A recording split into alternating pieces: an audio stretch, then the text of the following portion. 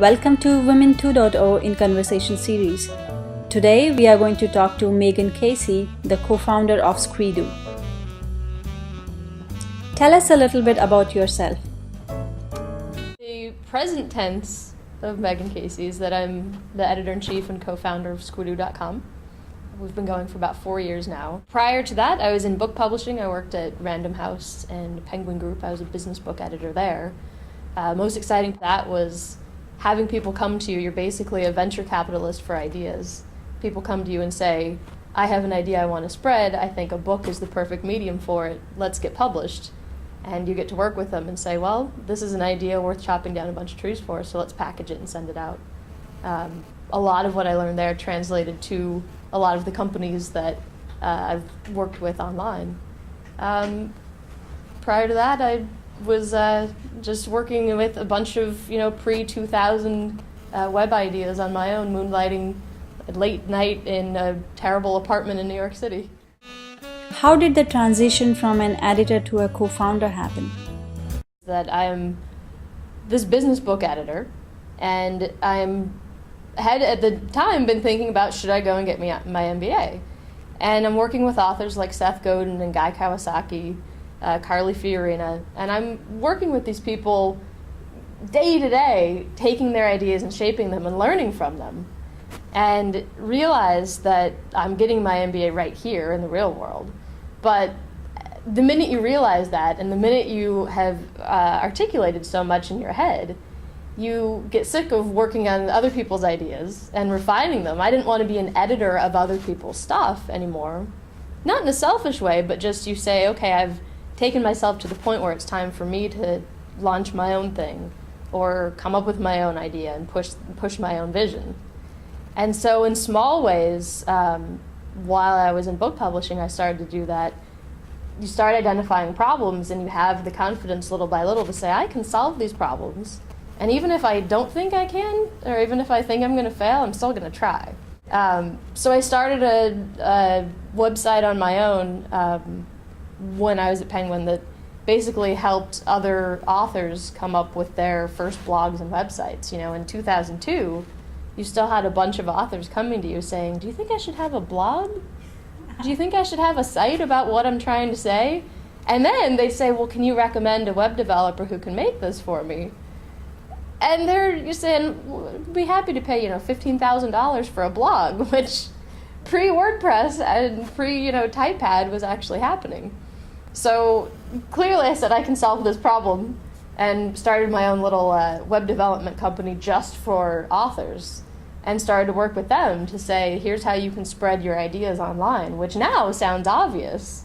Now internet marketing for books is a given, but actually in the publishing industry then it was a brand new thing and people thought I was nuts to try and focus on. So again, I said it was a couple steps. That was a big step for me, just getting some experience producing stuff online. And then it really all came down to Seth Godin, who is the founder of Squidoo and who brought me on to start it with him. I worked with him on a few of his books. He published with us Purple Cow is one of his big ones, and All Marketers Are Liars, Free Prize Inside, Meatball Sunday.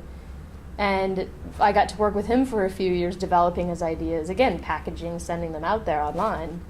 And we found that we were really aligned, that we both cared a lot about online recommendation, which is largely what Squidoo is. And so that idea turned into a lot of discussions about Squidoo, and we got a really small team together and got it going. So it's one case where it definitely helps to have somebody who believes in you, have somebody throw you out of your comfort zone. But you have to be up for doing that yourself anyway. Who have been your key influences?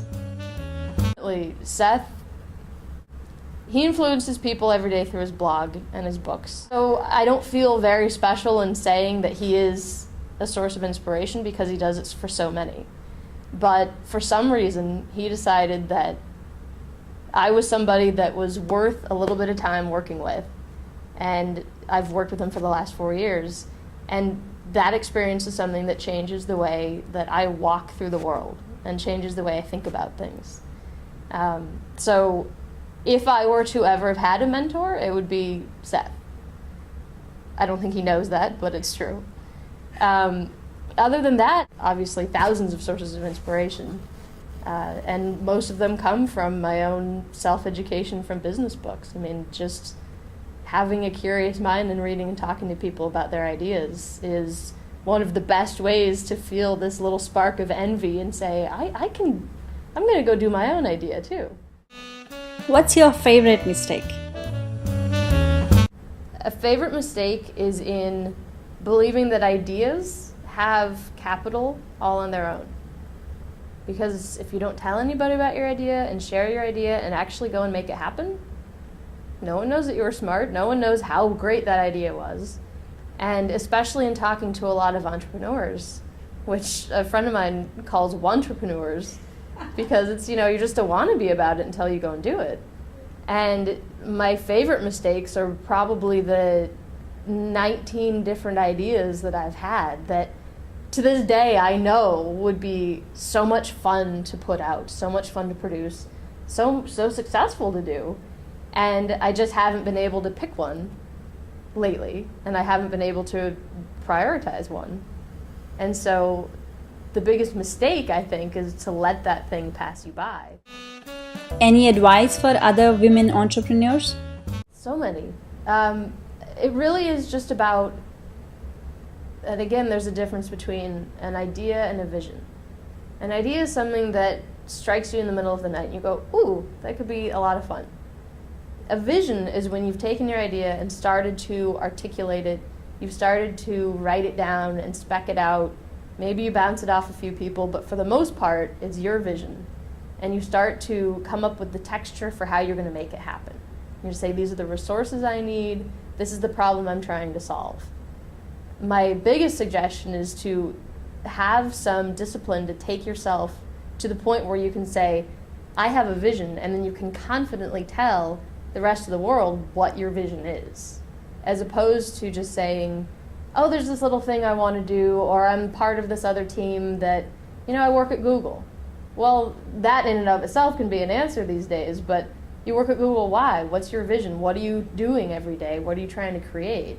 The minute you start to think of yourself as somebody with a vision, it's kind of empowering. Maybe it sounds a little like a, Greek mythology, but it sounds like, hey, I've got this vision for something, and let me tell you about what I see and how I imagine this is going to work.